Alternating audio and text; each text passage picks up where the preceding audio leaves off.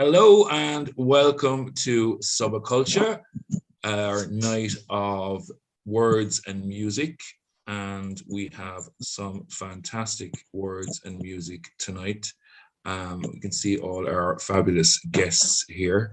We're going to have readings tonight from Goodness Lanray, from Patrick Cotter, from Elizabeth McGowan, and we're going to have music from a favourite of ours here, Aideen Costley, who has been with us before and is back again tonight, and we're delighted to have her.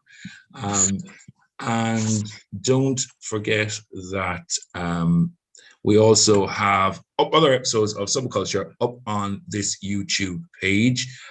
We've got 4 other episodes there. This is our 5th Subculture, and the previous ones we've had some fantastic readers and musicians.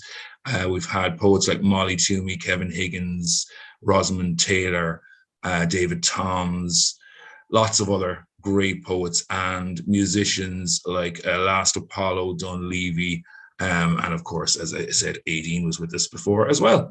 So I'm going to kick off with a song, and then we'll get stuck into our readings. So I'm going to start us off with a Tom Waits song. This is Jersey Girl.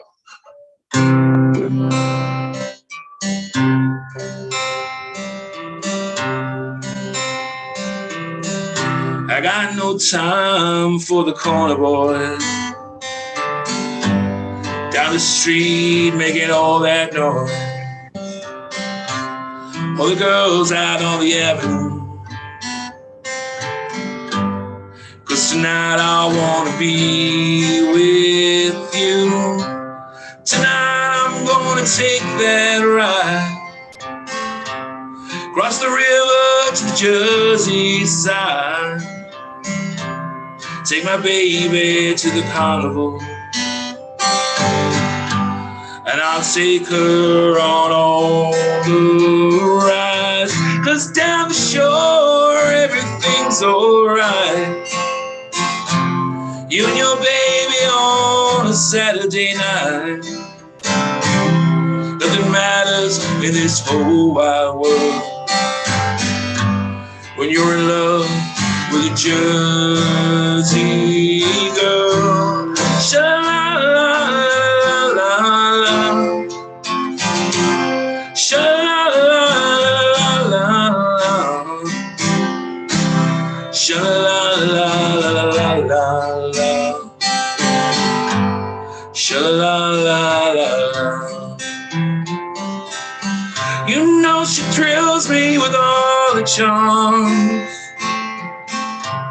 when I'm wrapped up in my baby's arms. My little girl gives me everything. I know someday that she'll wear my ring. So don't bother me, man, I ain't got no time. I'm on my way to see that girl of mine. And nothing matters in this whole wide world when you're in love with a Jersey girl. Sing sha-la-la-la-la-la, sha-la-la-la-la-la, sha-la-la-la-la-la-la, sha-la-la-la-la. I see you on the street, girl, you look so tired. I know that job you got leaves you so uninspired. When I come by to take you out to eat, you're all dressed up on the bed, maybe fast asleep. Go in the bathroom, put your makeup on. We're gonna take that little brat of yours, drop her off at your mom. I know a place where the dancing's free. So baby, won't you come with me? Say sha-la-la-la-la-la, sha-la-la-la-la-la,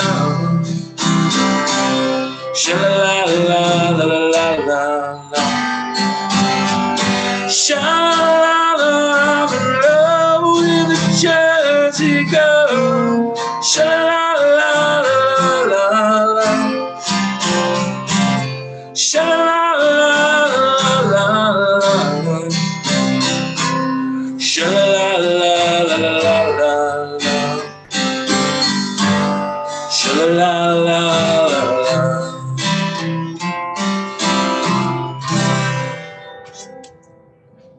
There we go. So Tom Waits to kick us off. Thank you very much. Okay, so we're going to get straight into the readings, and Goodness Lanre is going to start us off.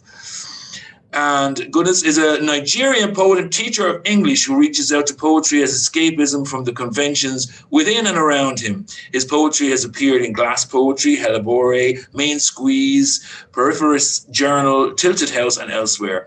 His micro chap, The Tiny Yours Beating, was shortlisted for the Kissing Dynamite Micro Chap Series Contest 2021, and he is a Best of the Net Award nominee and author of Meditations. Hello, Goodness. Welcome. His poetry has appeared in Glass Poetry, Hellebore. Just get rid of that. There we go. Hello, Goodness, and welcome to Subbacultcha. Oh, hi, Derek. Thank you so much for this opportunity to participate in this event. It's a highlight for me, and also very happy that I have been in the midst of all the great writers, Patrick Potter, and then I don't know whether I can pronounce that correctly, Idawi. 18 Costley is our musician, and Elizabeth McGowan is our other poet. Yeah, good to meet you all. I'm so happy to be here today. Okay, so I'm going to just go straight to my poems, and then yes, maybe I can give a little bit of background to some of the ones I'll be sharing here, basically. So the very first one I'll be reading is Bald Out. And this is a poem that is coming from, let's say, from the concept of depression. And then let's also add it to expectations when you are drowned in a kind of situation, and then you are hoping for an escape route. Yes, and that's just the basic to the poem. So it's titled Bald Out, and I'll just go on reading that. I, such a tiny winged butterfly, hovering over modal probability. This would be the third time I am assuring myself of green light between dead readings and new darkness. I strain my voice for succor. Silence slams back into my throat with colonial bang. I inflate in potent voice. Loudness is purposeful over the themes of decimal stereotypes. I anchor my mother's name to the feet of a prayer, nitro gas, to catch up on God's ear. I still think God's ear is a lottery box. My big thumb is a guest map. Every town that has my footing is a hypothesis, riddled with premonitions. The lines on my palms are curved like nascent growth of cactus stems, reminding that I house a desert in my heart, awaiting a drowning miracle, awaiting an absolutely surginess. So that's Bald Out. Yeah, that's Bald Out. I have another poem here, and this is a poem that is inspired by, I wrote it for my son, actually. Somehow it is more therapeutic for me because when I was to go to there is a place where you have to get the certificate for his birth. And when I went there that day, I was denied a name that I wanted to give to him. My English name is Goodness, and because it's an Francophone country, I gave my son in the christening. I gave my son a French name, Bonte. That is the French name, French translation of goodness. And so when I got to the place where it needs that name to register, within the government of the country. Yeah, I was denied that name, and I think till today I still feel a bit embittered about it. I one of the cause of that was because of the language barrier. I couldn't communicate in French as at then when I came into the country. Not really so well, even yes, but I couldn't fight allowing them to put that name on his birth papers for me to really register that. So I had to change the name that day. It was like failing a first fight, and it birthed the poem anyway as a way of healing from all of that pain. Okay, so I titled this "My Son Was Denied a Name in My Heart." Maybe I might be emotional about that because it really tells a lot about one of the naked poems that I have, and that tells really about me, how vulnerable language can be, and then how vulnerable you can also be as humans. It wasn't expected. So my son was denied a name in my heart. The truth is, I wake each day like a watery soldier. I reach out to my son's smile for approval that a poem inside me can carry. I inspect my weapons, the piano, the pen, and a worn-out playlist, and edging out of arsenal me. A secret phrase I had thought I could make into a song, but I'm not short at singing. If I try 1,000 times, I'll still leave crippled notes even before they warm up my throat.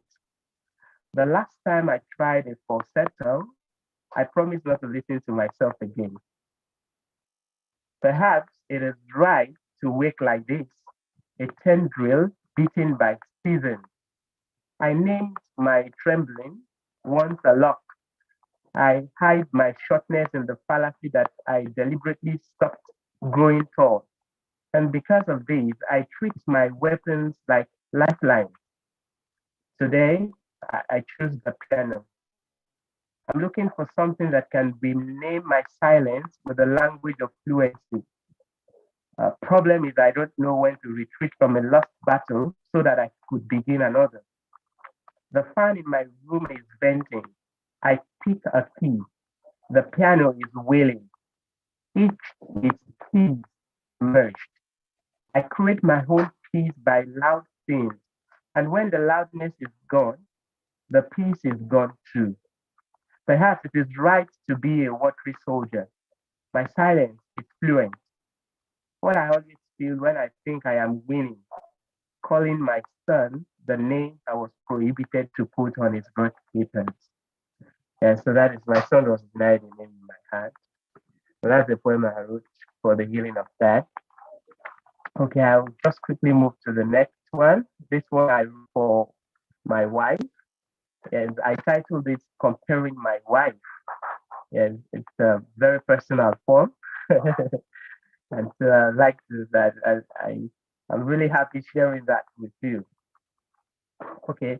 Um, this is just like more of glorifying the woman, and then as a representation, I'm using my wife as a contact to represent that. Yes, because of course women are very important, more than important anyway. Yes, they control the world. So sometimes when I look at the uh, how do I put it, the avalanche of people, when you see the crowd, this is made possible. Of course, there is that the part of the man, but this is made possible for the number of billions of people you have in the world. The women is at the center of all of this. Yes, all of us came through there. We cannot deny it. So I titled this Comparing My Wife. I eat my wife's breath slowly, halfway into each night, and then let it be enough. I don't want her to wear off like a favorite song I strip of pure essence. Notes I stick on repetitions until I can no more hear my heart longing for emphasis.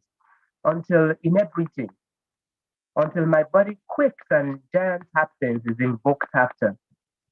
My brother says I'm too possessive to a fault.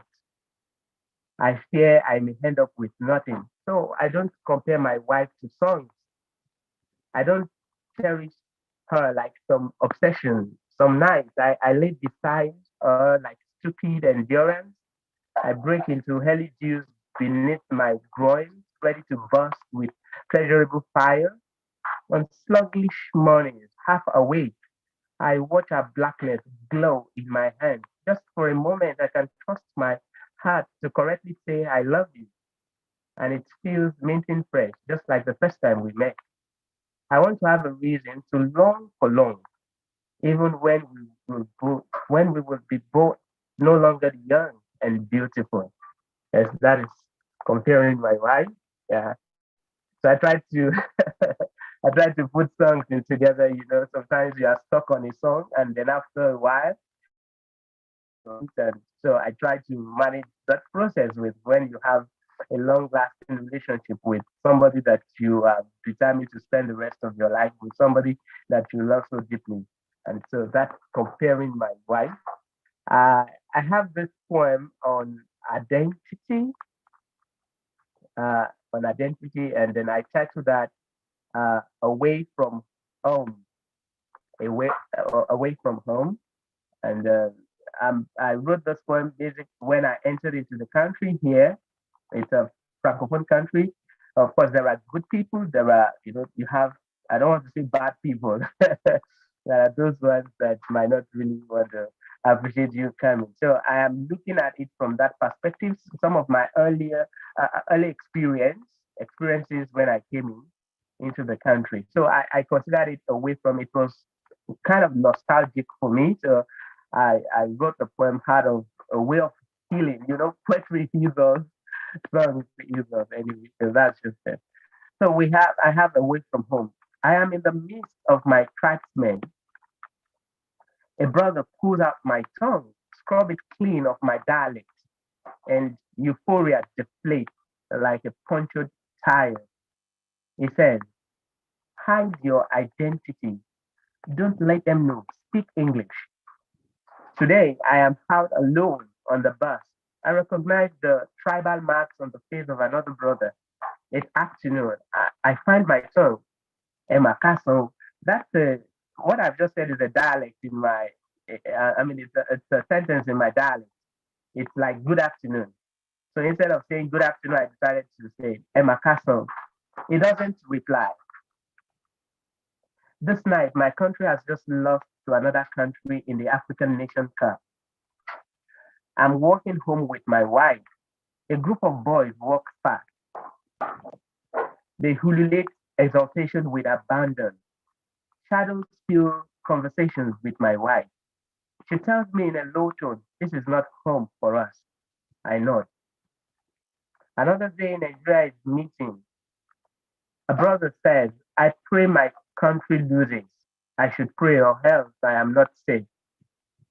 I hold out 100 notes to the shop owner by mistake. That's a note from my country. Okay. Uh, a man says, let me see. I give him. He jeers at it and at me. Others join, and now the jeering is loud until I am finished into a shame. I am leaving. I still can hear them jeer on. I am in a class. They love my English. They ask, you are from where? I say, I am from, I couldn't mention the name. I correct an accent. They doubt it now. Why did you leave your country? A neighbor is asking for the 20th time, and each time I reply, I know the irony, as if to say, what are you doing here? Why I am brief around my neighbor's eyes. My wife keeps reminding me that this place is not safe, is not home, like home. So that is away from home. And then, like I said, the poem is just a reflection of migration. When you're moving into a totally different landscape, due to economic opportunities. I came into this country basically because of my job. And, I teach English, and that's why I'm here. And I also look at the relationship of identity. Here, even some of your tribes, they don't want you to identify yourself like who you are, and then you are caged somehow. It's still Africa anyway. Sometimes it sounds so funny. Yeah, because it's the same Africa, and then, you are just moving from another place to another place, and then I look at the linguistic liberties that we all should enjoy when we go to other places. If I'm meeting you and I'm speaking my dialect to you, you should be able to respect that. You should be able to love that. I should love yours too. And then, we come into a kind of mutual coexistence, despite the fact that we live borders afar. And then, searching for acceptance, and then most importantly, safety. I think that's what everybody wants to enjoy. Most importantly, safety. Okay, I might be reading two more points. I don't know whether I still have the time. If I can go ahead. Okay. I have this poem on the concept of war, and then I think it's one of the poems that I so much also adore because it lay an emphasis or it emphasizes the concept of peace. That is exactly what we all are craving for in the world of today.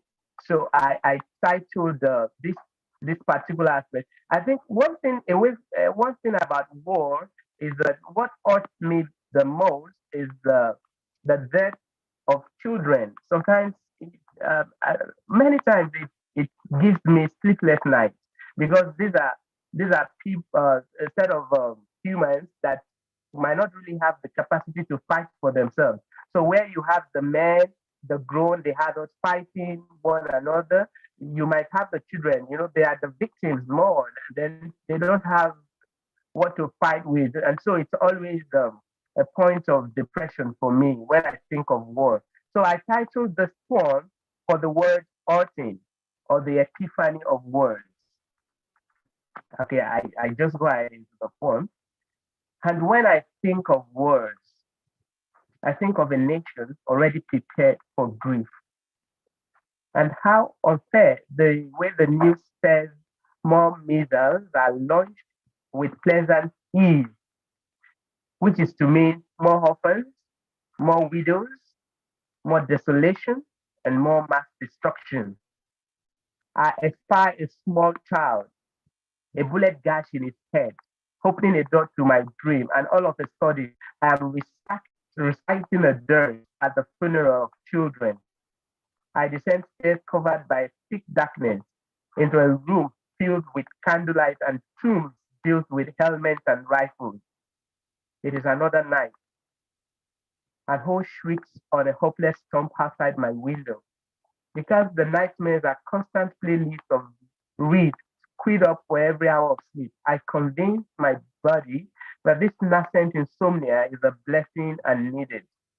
Now, I look after night as sacrifice, as identification with the trending trauma.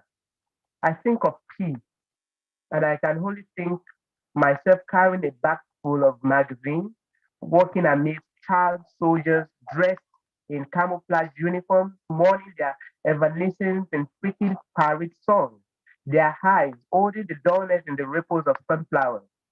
I open my palms as a trial for prayers for world peace.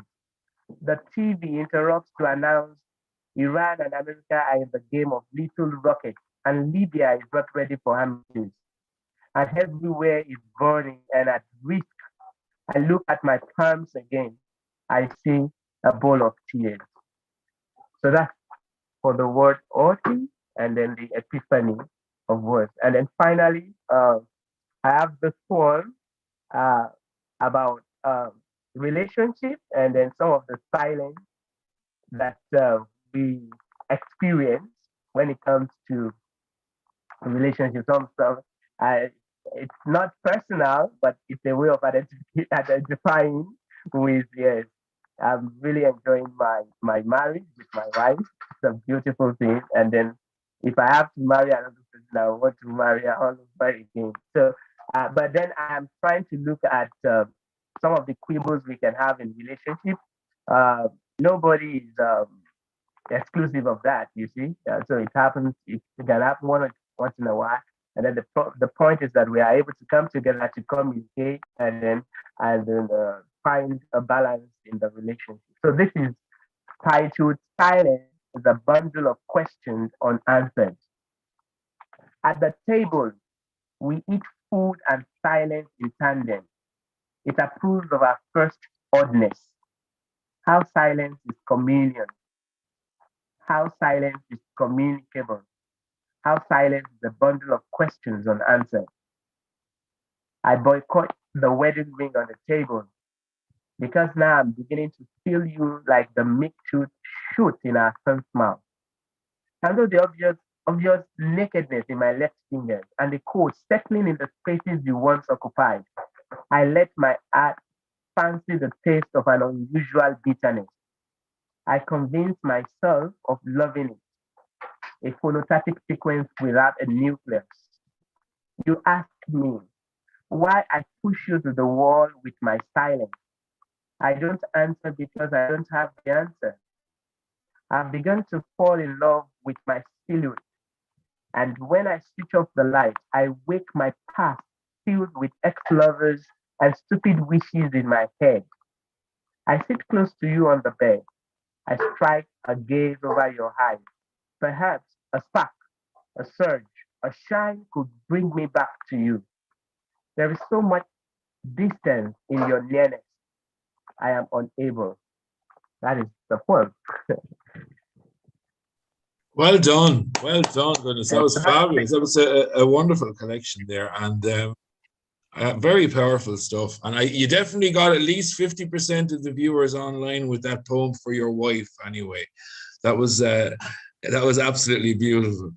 Now, I usually ask everybody for a suggestion of something that they've read or watched or listened to music, anything like that, but something that they're really loving at the moment. Is there anything that you yourself are obsessed with at the moment?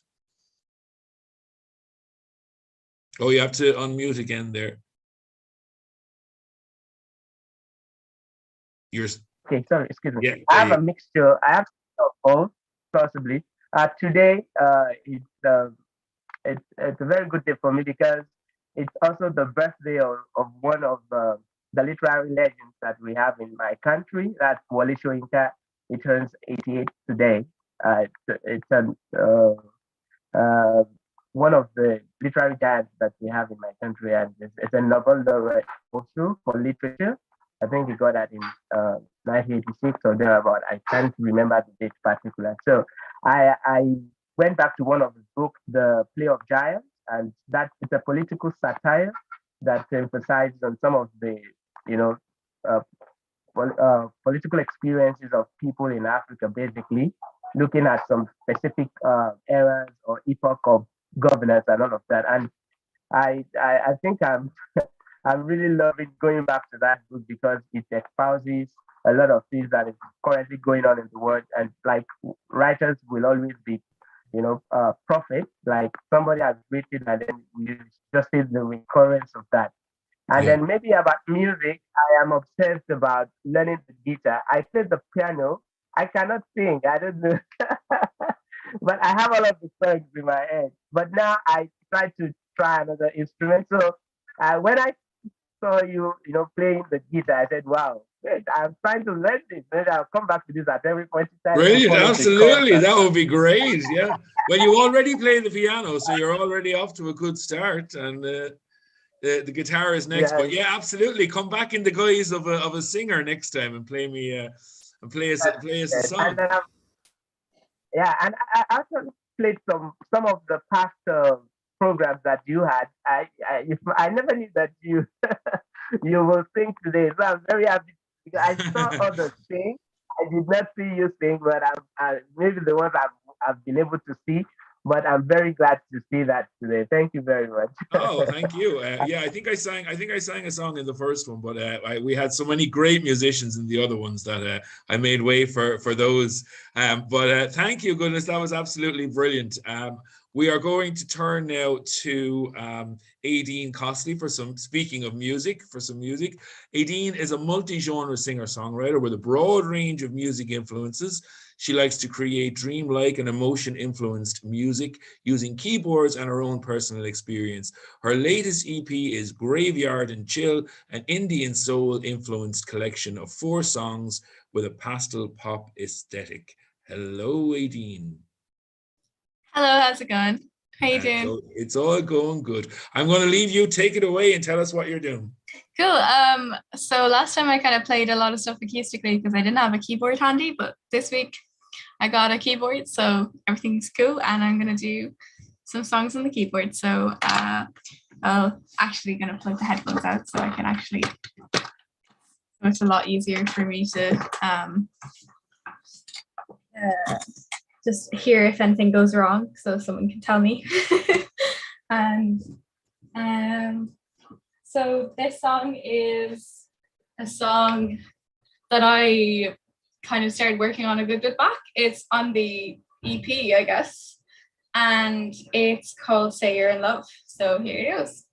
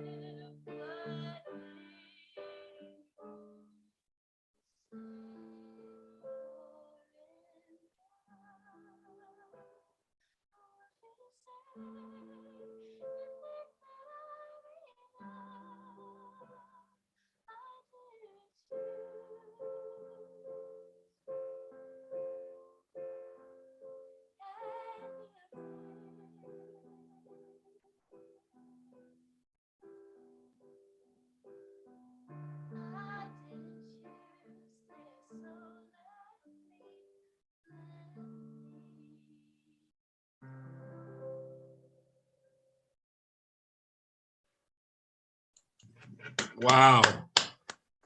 That is such a gorgeous tune. Thank you so much. I'm going to put my headphones back on. But thanks a million. enjoyed it. It was really cool to hear all the poetry, and I thought that was really Absolutely. So tell me, you'll be coming back to know another song for us, but first tell me what you're obsessed with at the moment. So I've recently like revisited one of the biggest kind of like, I guess like inspirations like musically from when I first started writing music. And it's this like album by Ellie Goulding. And I think a lot of people associate Ellie Goulding with kind of pop music, and she kind of didn't really make it fully into mainstream. And a lot of her music was very kind of they all of us sound very like chart music, but like I feel like before her music became like super massive, like the album that she had, Halcyon Days, was like such a huge like influence, and I just think it's a really really cool album, like production wise, and she just got such a cool voice, and it's just really, I think it's like such an experience of an album, and I feel like it's so forgotten about when it comes to like how awesome she was, or like because she kind of changed her style, I guess. Did she then? She kind of did, but that album, that's kind of one thing that I've like revisited recently that I just think is super cool. And I guess like that's excellent. Well, that's a great suggestion. It's something well worth checking out. Thanks, Aideen. We'll be back to you a little bit later. And now we're going to get back to some more poetry, and Elizabeth McGowan is going to join us. Elizabeth is a Pushcart nominated poet with poems in Banshee, Abridged, and forthcoming in Under the Radar. She is the current UK Poetry Slam champion and was recently the highest placed woman in the World Cup of Slam in Paris. Her first poetry collection, Cockroach, will be published by Verve Poetry Press in July. Hello, Elizabeth. Hi, Derek. It's good to be here. And welcome. And tell me, when is that coming soon then, your first collection? Yeah, I mean, as you may have noticed, this is July, so it's meant to be next week. So I'm supposed to meet my publisher early next week to collect a couple of copies, a couple of free copies for me, and then the big box with more of them will arrive probably the week after. So that's exciting. That's fantastic. And will you be having a launch or? Yeah, I mean, I'm waiting to hear from a couple of promoters in Belfast. I'm waiting for them to get back to me with specific dates and stuff, but I'm taking it to the Edinburgh Fringe. So brilliant. Way, that's great. Well, congratulations. That's fantastic. Okay, Elizabeth, I'm going to let you take it away. No worries. Hi, everyone. As Derek was just saying, I have a book coming out next week, and a lot of it concentrates on insect themes. So I'll just let people know that there's going to be some mentions of insects in this set, but I'm going to do 3 poems from the book. On telling a friend I am writing to an insect theme, and finding out months later she has assumed I meant maggots. But maggots do not cross my mind at all. The plump, rot-seeking them of single mind, fat, little white and wriggling shits with gall, but maggots do not cross my mind at all. First time you find a dead bird held in thrall, turned over corpse, the bird's eye sockets blind, but maggots do not cross my mind at all. The plump rot seeking them of single mind, death should be still, not undead, filled with things which almost serve to stand the bird upright, excited, bubbling underneath the wings. Death should be still, not undead, filled with things. Beak opens for a squawk. This dead bird sings a music jelly filled, so moist. This blight, death should be still, not undead, filled with things which almost serve to stand the bird upright.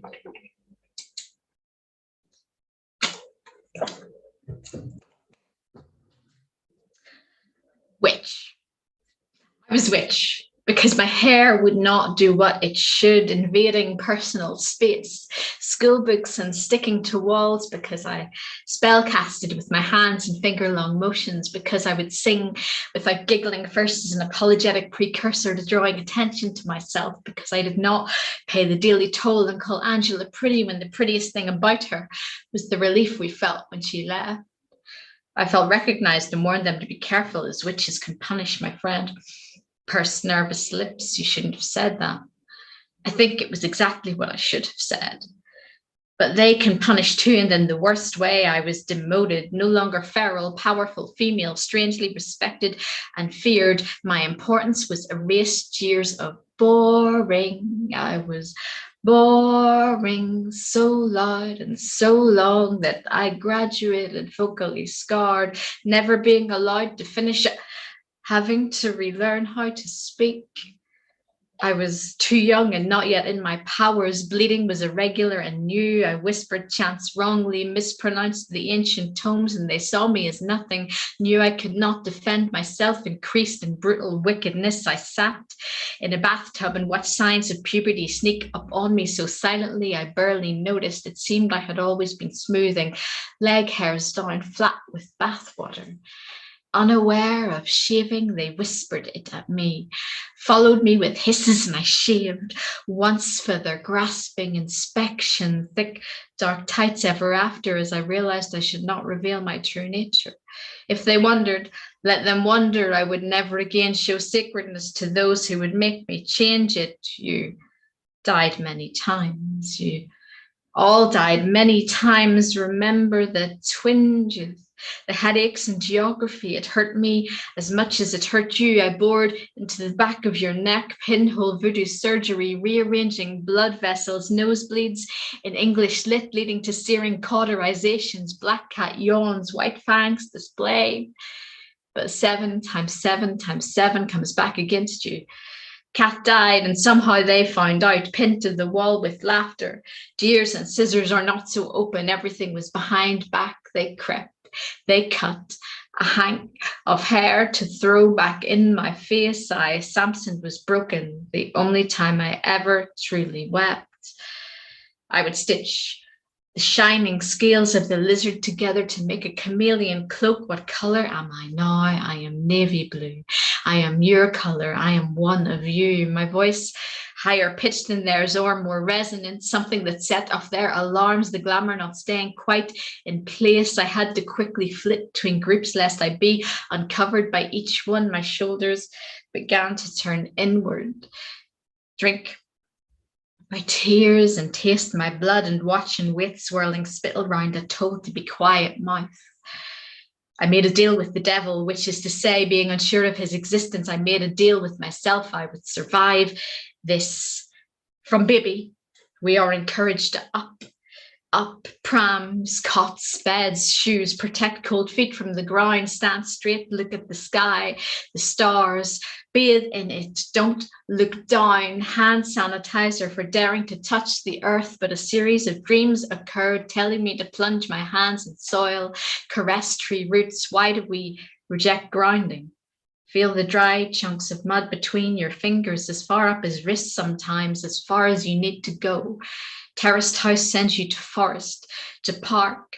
Dirty hands pay the bus driver who raises a single eyebrow. You will survive this. You circle yourself in salt. You circle of salt yourself. We are an island surrounded by a wide blue circle of salt. Every day we swim in it. It should protect us. Salt sea circle survivors. It does not. We are unsafe. I will survive this. Drink my tears and taste my blood and watch and wait, swirling spittle round a told to be quiet mouth. I died many times too, and it gets boring, boring. As the ducking mechanism rises and falls, your eyes fill with water. Water falls away, water rises in my lungs, and I become numb. Days passed, and water would resolutely not destroy me. Water whispered comfort to me, pulled from the stool, muscles cramped and aching from the long sit to the pyre. I Awoke underneath cold embers, long having ceased to smoulder. I, brittle and thin, gathered up my charred sticks of bones. Finger-long skinless hands lifted a desiccated heart from the ash. It was wasteland here, so ran to the woods. Here I fitted heart inside my chest. Here I was in agonies, the skin grew back in easily torn layers, softly wrapped in sphagnum. Here I learned. Friend tree sheltered me as I learned how to speak to the birds first. Rasping clicks, later something akin to music. I practiced walking on rust-colored smoke-stained femurs, pelvis shuddering. It took years, is still taking years. Flash forward to now. See me use modern phrases, see my almost eye contact, see me converse casually and shop for foodstuffs using either cashier or self-service machine will equal ease. I can juggle your punchlines and hit a home run. I can have a human kind of fun, but I will always flinch. I will always leave too quick before you tire of me. I will always know you are lying, and when I go hurt and healing, surviving in the shadows, you will always think you detect an almost imperceptible smell of burning. And I'm going to do one more poem from the upcoming book, which, as Derek said, is called Cockroach from Verve Poetry Press. And you can go to Verve Poetry Press's site to buy it, or you can go to my bookshop, which is Elizabeth McGeown Bookshop. .bigcartel.com, and I shall send you one when they arrive. Thanks. It starts with silence. Floating in the black, unstructured void, hair not bound by gravity. Make manifest. Make manifest. You can make anything in this state. You can corn dolly their hearts, twist them like straw, set intentions like love potions. You forgot what parts of you were for until this. Until your eyes remember how to bathe, warm glow, until you gaze at something that suffers softly. Eye contact is a choice you mostly reject, and yet some eyes are pinwheel kaleidoscope starshine, and you must stare. Remember who you are. Remember who you are. Two magicians, both alike in dignity. They believe, they beckon, they balance, they bother, they bellow, they bitter, they better each other, they butter each other, they smother each other. A trickster god laughs, a high-pitched giggle over almost before you catch it, and you are upturned in your dizziness. It is a nauseating lurch. Worm. Worm asks, may I eat you? And you say no. No, no, a fierce no, the only possible answer, but Worm is not asking you. Worm is asking your confidence in it. Rolls over, supplicant, so digestible, an unformed thing, so baby raw, so new, a pate. Worm opens maw and undulates forward, taking in the more of you, barely even having to chew. This is its favorite meal. You carry Worm and Worm carries you. It is not symbiotic, though it may seem so, though it may seem that Worm is you. Worm is external. Worm is all the voices ever. Worm is all the punishments that you ever gave yourself. Worm is the straw that breaks your back repeatedly, but you still let it climb aboard. Call all aboard. You are the captain of this. You are the host. Worm is noise. Worm is chaos. Worm is misophonia, constant chittering. An underlying buzz is mocking laughter, is the sweet wrapper in the hands of the fidgeter, is the car alarm at 3 a.m. is your neighbor singing your favorite song out of tune, as rats under floorboards, is mocking you, is the frantic whispered Catholicism underneath the soundtrack, is the child adult voice singing dark lullabies, is just the radiator cooling. You tell yourself, your ears hurt most on days like this. It is the wriggling, it is so baby screaming loud. Worm, worm, Worm, why do you let yourself be eaten up like this, like so much chew toy, like so much waste product? You can do anything. You castle bitch, you ivory tower, you carving, you statue, you icon, you Jadis of Charn, you Song of Susanna, you red-headed twins, Macare, Maret, do not consort with low-born worm, do not seek approval of worm, do not attempt to befriend worm, do not waste your breath on worm, do not let the words of worm change you, do not allow worm to. Worm needs you more than you need worm. Worm fears you more than you fear worm. You are to be feared. More than that, you are to be loved. Open your eyes. Remember who you are and float. It always starts with silence. Brilliant. A wonderful performance. Well done, Elizabeth. I can see that how that would go down very well in the Fringe. Fingers crossed. I mean, yeah. And the best of luck with it. And tell me before we move on, is there anything that at the moment that you can suggest to us that you think is well worth listening to or reading or watching? Or well, recently I went to the library and I got this book out of it's a poetry book, and it's only very, very recently been released. It's called 163 Days by Hannah Hodgson. I'm not sure if that's coming up backwards, but I give the name anyway. Yeah, no, I can see it there. Yeah, and it's released by Seren Books, who are a Welsh press, and it's Hannah's poetry collection. Hannah has a long-term illness and has shortened life expectancy. So the 163 days comes from 163 days that she spent in hospital, and she has interspersed doctor's notes with like a poem diary on how she was feeling on those days. And it's a fascinating read. Wow, that sounds fascinating, all right, yeah. Yeah, there's more humor than you would expect. Great, that's needed, I'm sure, in that situation. Absolutely. Yeah, that's fair. Okay, well, thank you so much, Elizabeth. Thank that you. was brilliant.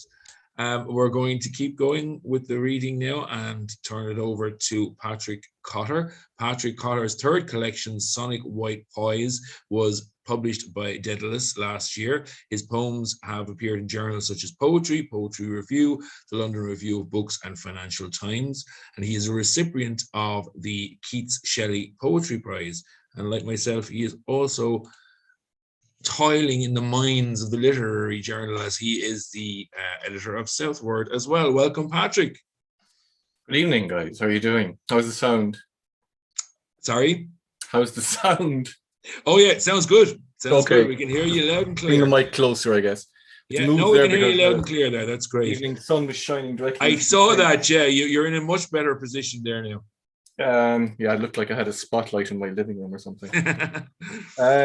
Okay, in acknowledgement of the virtual venue, I'm going to include a couple of poems about music in my set tonight, which I'll keep to within 10 minutes in case anybody gets worried halfway through.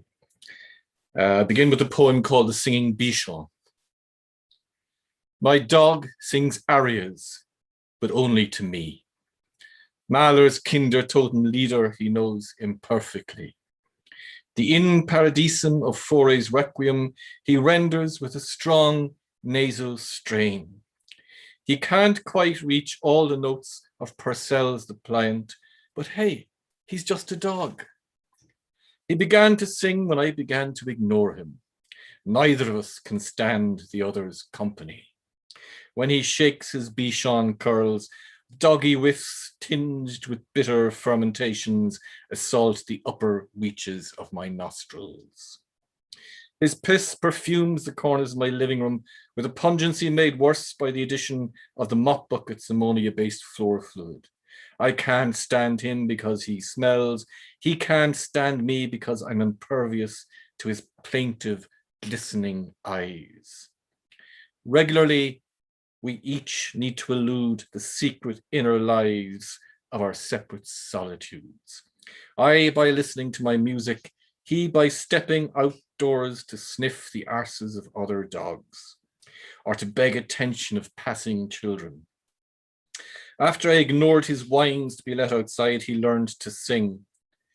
That first night, I could not avoid paying attention to his original interpretation of Raphael Corteville's Creep, Creep, Softly Creep. I released him. He arse-sniffed. The following night, I ignored his Corteville and he sang something by Duraflay. I once tried to arrange a soiree where I planned to accompany him on cello, my living room to Bijou for the pianoforte. But with the house full of guests, he had no solitude to escape and no need to sing. He doesn't know I know he sings Rufus Wainwright when he thinks I'm not around. Smelly bastard. For the 5 minutes that I spent that I could endure being on Twitter, Rufus Wainwright followed me. And the only reason why I could think that Rufus Wainwright would follow me, somebody drew his attention to that particular poem. In the mid-1980s, those of us who constituted the thin progressive line in Irish society were licking our wounds after having prevented the insertion into the Constitution of a clause banning women's right to choose, women's right to travel, to exercise their choice, and banning people's right to disseminate all information that one might need access to during a crisis pregnancy. It was a very weird time in our mid-1980s. One summer around the country, about 3 locations, teenage girls announced that they had witnessed statues of the Blessed Virgin move. And they received blanket media coverage. All of the television channels reported it, the radio channels, the newspapers. Tens of thousands of people flocked to the places where the statues were meant to move. It was insane. Around this time, I found myself reading a particular book, A Distant Mirror, A History of the 14th Century Europe by the American historian Barbara Tuchman. The 14th century was that time of the Black Death and the 100 Years' War. Life was very precarious. And in response to the precarity of life, a whole load of weird religious sects sprung up around Europe, weird even by medieval standards.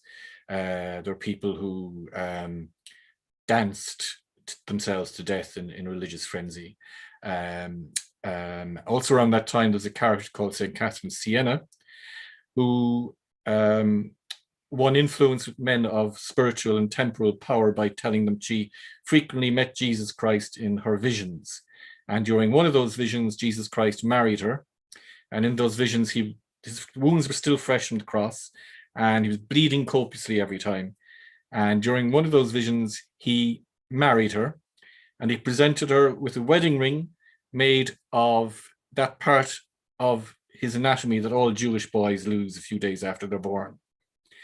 So I reckoned if St. Catherine Siena could travel through space to meet Jesus Christ, she could also travel through time. And so this poem resulted back then, taken from a book called Making Music.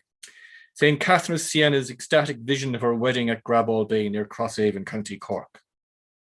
In Graball Bay that day, the mist intruded from the sea, briny, opaquing the air.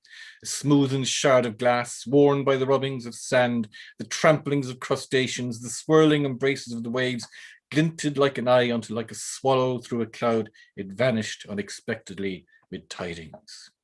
With a troop of winged trombonists hovering patiently by his side, Gabriel's feathers fluttered and susurrated like leaves. I found myself slightly uneased. For my matrimonial march, the mist parted like a crowd. The angel trombonists heralded my steps. The horns of Roach's Point in the Innisfallen boomed heartily out, while gulls and guillemots shrieked wildly in celebration.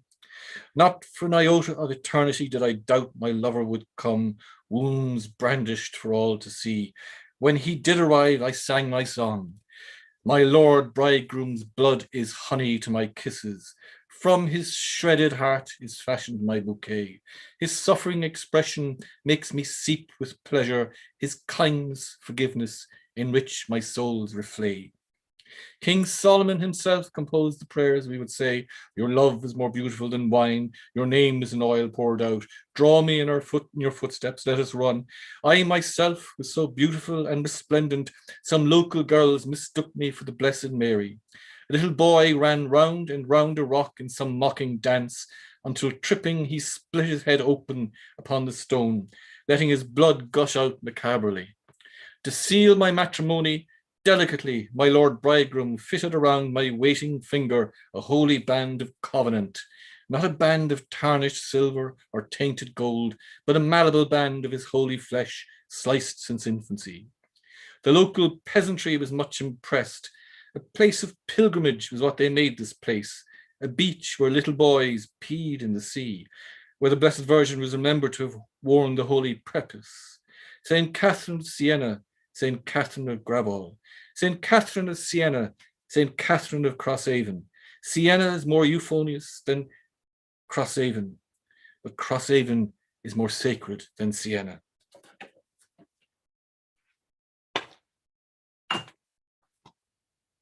You never know how a new book will be received, and sometimes you can be surprised by the poems that people seize upon. This is a poem that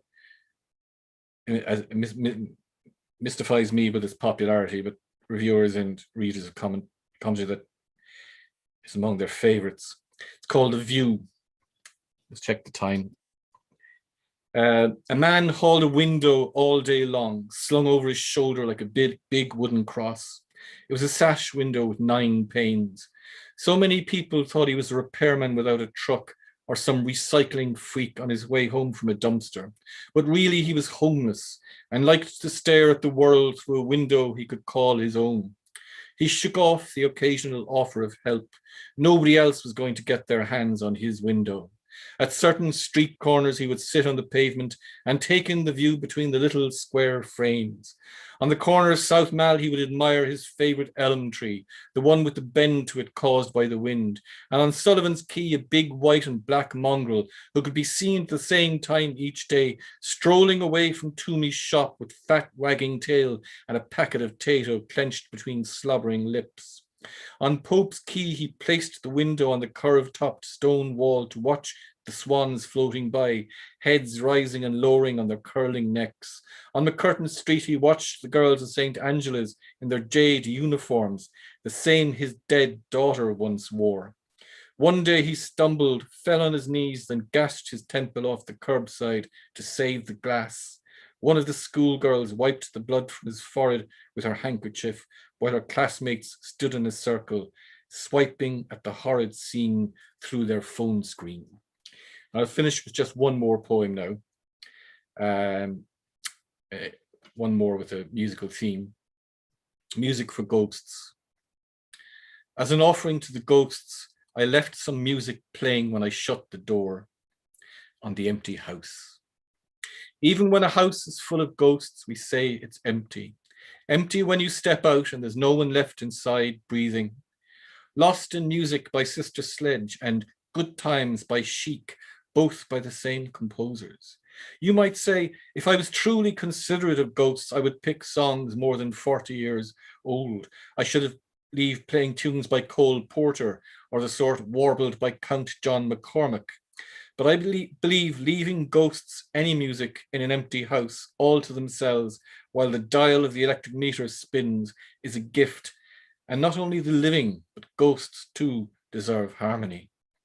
Even when a house has every wall lined with books, we can call it empty. Even when plants exhale from inside every window, we can call it empty.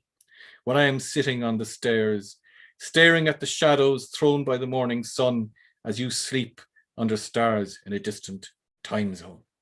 Thank you, guys. Thank you, Patrick. Well done. I love that, and I love that title, "Music for Ghosts." That's gorgeous. I have to say the that's a perfect ending to the story with the poem with your dog that Rufus Wainwright followed you on Twitter. Insane. Yeah. I wouldn't tell people about the poem though. I'd just say Rufus Wainwright followed me on Twitter.